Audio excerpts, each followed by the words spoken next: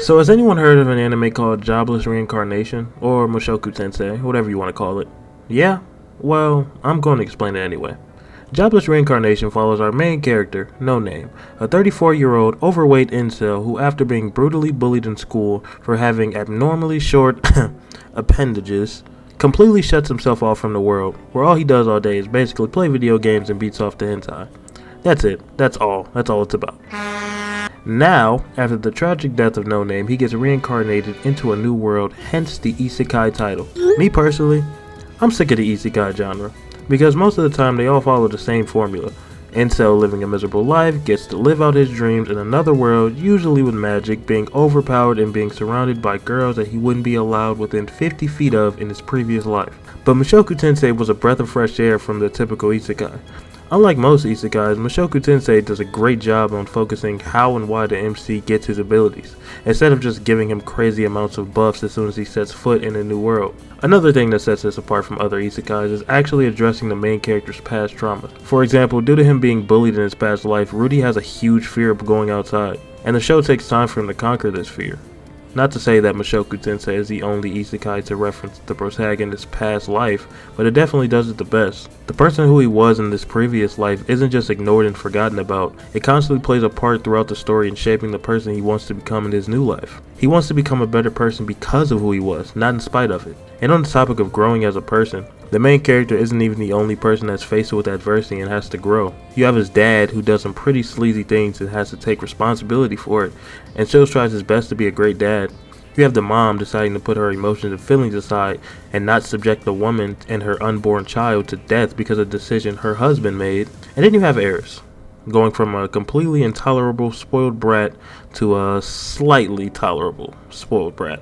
But what I enjoy most about this show is the attention to detail. Every single character actually feels like their own person, and not just some plot point for the main character to use to get where he needs to be in the story. The characters feel like actual people with real issues and not just NPCs. I even like the little attention to detail, like the intro of each episode being a part of each episode. It was a nice little break from wasting 2 minutes of each episode on the intro, but I digress.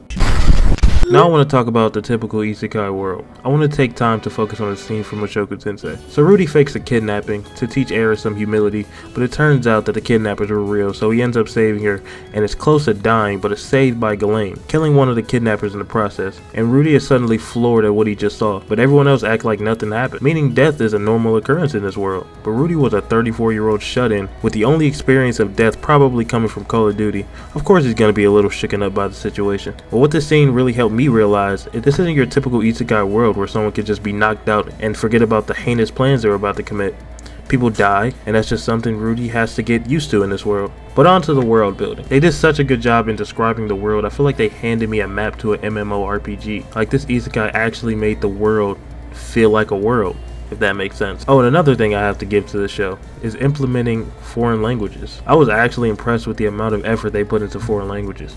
Like, usually animes allude to the concept of foreign languages and simply imply that they're speaking said language and leave it at that.